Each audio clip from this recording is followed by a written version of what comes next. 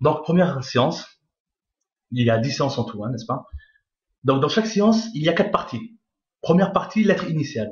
D'accord? Lettre initiale, c'est quoi? C'est comme en français, où la lettre Z se lit Z. Vous voyez?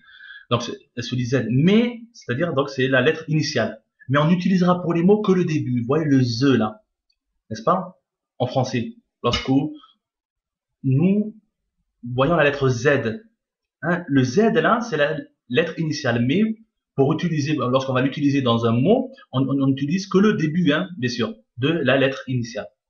Donc, on va commencer, donc doucement, on va commencer par 4 lettres. Donc, les premières lettres de l'alphabet arabe.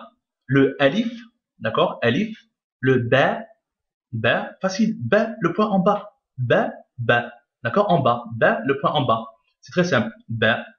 Ensuite, ta, le ta, donc avec 2 points au-dessus, ta, vous vous rappelez, 2 en anglais, ça se dit tout, hein, ta, tout, d'accord, 2 points au-dessus, voilà. Ensuite, la lettre tha, tha, c'est 3 points. Comment on dit en anglais 3?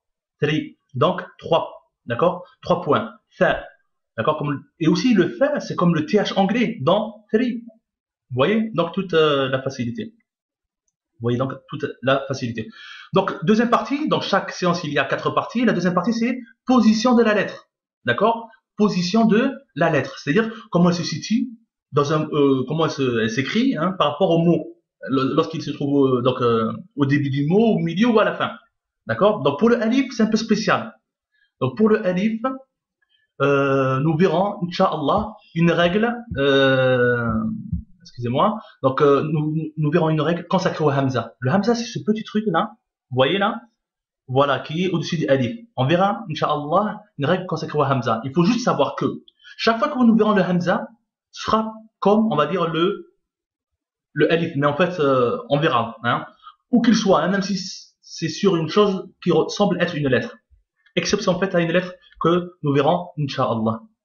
Donc, ensuite, c'est le Ba. Le ba, vous voyez ici, là, hein, le ba, avec le point en bas, au début, comme ça, d'accord, avec le point, au milieu, d'accord, et à la fin. D'accord, c'est-à-dire qu'ici, là, par exemple, à la fin, la lettre qui lui précède, hein, elle est juste ici. D'accord, lorsqu'il est au milieu, c'est avant et après. Et lorsqu'il est au début, il y a une lettre après.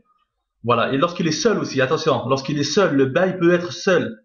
D'accord, parce qu'il y a certaines lettres qui peuvent précéder d'autres lettres, hein, mais elles ne s'accrochent jamais. On verra ça plus tard. Dans le test, c'est la même chose. Hein, vous voyez, il n'y a aucune difficulté. C'est la même chose au début, hein, au milieu et à la fin. Et le fait, c'est la même chose. Au début du mot, il est comme ça, au milieu et à la fin.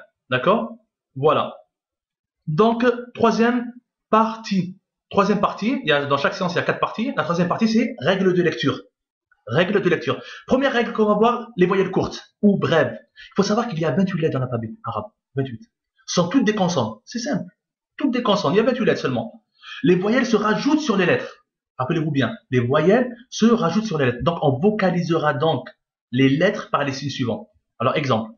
Lorsque vous voyez un trait là, vous voyez le A. Lorsque vous voyez le A. Ça, c'est un A, ça, en fait. Un trait en haut. S'il y a un trait en haut, au-dessus d'une lettre, c'est le A.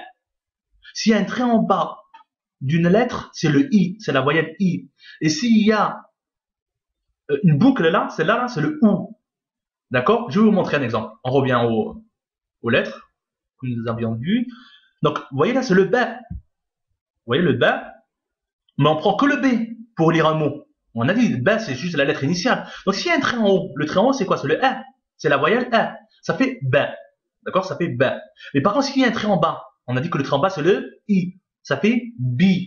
D'accord? Et si il y a une boucle, vous voyez la boucle qu'on a vu précédemment, c'est le OU. Donc ça fait BOU. Voilà. Donc ça fait ba, bi, bou. Voilà. Pareil pour le terre. S'il y a un trait en bas, le trait en bas c'est quoi? C'est le I, on l'a vu ici. Vous voyez ici là? C'est le I. Donc ça va faire ti. Vous voyez, s'il y a un trait en bas, ça fait ti. Si par exemple il y a une boucle, on l'a vu, hein, la boucle, c'est le OU. Vous voyez ici le OU? Donc ça va faire ici tout. Pourquoi? Parce que voilà. Donc on prend toujours la première lettre, plutôt le début de la lettre initiale, et on regarde ce qu'il y a comme voyelle. Donc on va y revenir, Inch'Allah. Donc on revient aux voyelles courtes ou brèves. Donc là c'est le A, on a dit, le I et le OU. Il faut savoir que chacune de ces voyelles courtes ou brèves ont, comment dire, des noms. Le A, là, c'est la fatha. Le I, c'est la kasra. Et le OU, c'est la damma. La damma. Donc ça, je vous oblige pas à l'apprendre, bien entendu. Ce n'est pas obligatoire de l'apprendre. Mais lorsqu'il vous semblera bon de les apprendre, vous les apprenez, Inch'Allah. Voilà. Par contre, attention, lorsque vous voyez un rang au-dessus d'une lettre, ce qu'on appelle le soukoun, c'est-à-dire qu'on bloque la lettre, c'est-à-dire on ne la vocalise pas. On ne vocalise pas la lettre. On revient. Ça veut dire quoi ça, on ne vocalise pas la lettre? On prend le ta. Si on voit le ta, par exemple, au milieu avec un rang, et bien on dit t. On dit ni ta, ni tout, ni ti. On bloque la lettre. On ne la vocalise pas. C'est-à-dire on va lire seulement le début de la lettre. Le début de la lettre, c'est quoi? T. D'accord? T. Pareil pour fa. Fa, si au milieu, ou au début, ou ailleurs, ou à la fin, il y a un soukoun, c'est-à-dire un rang, on dit fa. D'accord? Fa. D'accord? Et pareil pour le ba. B. D'accord? B. Voilà. C'est-à-dire qu'on bloque la lettre. Ensuite, il faut savoir que il peut avoir par exemple N. Vous voyez? N, c'est quoi? C'est deux fatha. Deux traits. Un trait, c'est A, alors deux traits, c'est N. Un trait en bas, c'est I, alors deux traits en bas, c'est IN. Une boucle, c'est OU. Eh bien, deux boucles, c'est UN. Bon, par contre, là, je vous ai mis deux fois. UN, ça s'écrit ou bien comme ça, là, vous voyez là, ou bien comme ça. Vous voyez? Voilà, il y a deux façons d'écrire le UN. Pourquoi j'écris cette façon-là, la deuxième, là, plutôt, parce que comme l'arabe se dit de droite à gauche, je vous dis ici la deuxième.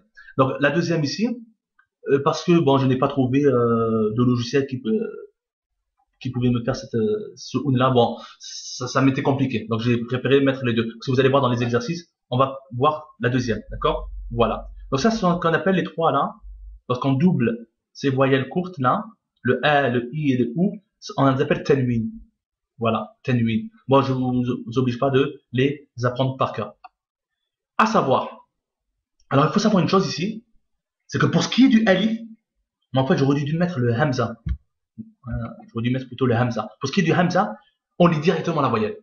Vous voyez, le hamza, c'est cette chose-là. Là où elle se trouve, hein, on lit directement la voyelle. C'est-à-dire, on se casse pas la tête, on lit directement la voyelle. Là, c'est le A, donc c'est A. Là, c'est le I, donc c'est I. Là, c'est le OU, donc c'est OU. Directement, on lit la voyelle. On se casse pas la tête. On voit ce petit truc-là, le hamza, on se casse pas la tête, on lit directement la voyelle. Voilà. Et dernière partie, alhamdoulilah, on a fini. Hein, on a fini pratiquement comment dire, les exercices, plutôt la séance numéro 1, la séance numéro 1. Donc, l'exercice, quatrième partie, exercice. Dans chaque séance, il y a 4 parties. La quatrième partie, c'est exercice. C'est-à-dire quoi? On sait déjà lire. On commence à lire. D'accord? Écrire en phonétique les mots arabes suivants. Donc, les mots suivants n'ont aucune signification. C'est seulement pour apprendre à lire. Dès la deuxième séance, Inch'Allah, tous les mots auront une signification. Donc, je vous ai donné un exemple. C'est quoi là?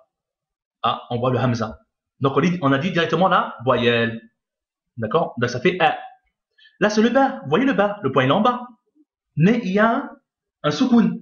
Donc, ça veut dire en bloc. Ça veut dire qu'on va dire ab. Vous êtes d'accord avec moi? Ab. On ne dit pas aba. Pourquoi? Parce qu'il n'y a pas un trait en haut. On ne dit pas abi. Parce qu'il n'y a pas un trait en bas. On ne dit pas abou. Parce qu'il n'y a pas de ou. Hein, de la boucle là. Non, c'est rang. C'est-à-dire c'est un soukoun. Donc, on bloque la lettre. Ab. Ensuite, il y a le ta. Vous reconnaissez le ta? Il y a un trait en haut. C'est le a. Donc, ça fait abta. Abta. Ensuite, c'est le fa. D'accord? Vous connaissez les trois points? Un thri en anglais. Le tha qui se dit comme thri en anglais en plus. Donc, tha, et il y a un un au-dessus. Ça fait abatathun. Abatathun. D'accord? Abatathun. Masha'Allah. Bon, ça veut rien dire, hein, c'est seulement pour apprendre à lire. Ensuite, on voit quoi ici? Donc, ça, c'était à titre d'exemple. Un i. Pourquoi c'est un i? Parce qu'il y a un trait en bas. On a vu le hamza, on lit directement la voyelle. C'est ici, hein. On lit directement la voyelle. Donc, i, d'accord? Là, c'est un ta avec un trait en haut, ça fait ita. Ita. En plus, après, plutôt, c'est un tha, donc ça fait, avec le ou, ça fait itathu. Voilà, itathu. Ensuite, c'est un ba. Et c'est quoi ces deux traits en bas? Vous vous rappelez? Le in. Voilà. Le in. Donc, le in, on l'a vu, hein, c'est quand il y a deux traits en bas. C'est simple, hein. Un trait en bas, c'est i. Deux traits en bas, c'est in. Donc, si on revient, ça fait ita. Bin, tout simplement, c'est très simple l'arabe. Lire l'arabe, c'est vraiment, il n'y a pas de difficulté. Voilà, donc essayez de faire la même chose pour les autres mots, hein, j'en ai mis plusieurs, et qu'Allah vous facilite et vous aide dans tout ce que vous entreprendrez. Inch'Allah, pour sa satisfaction.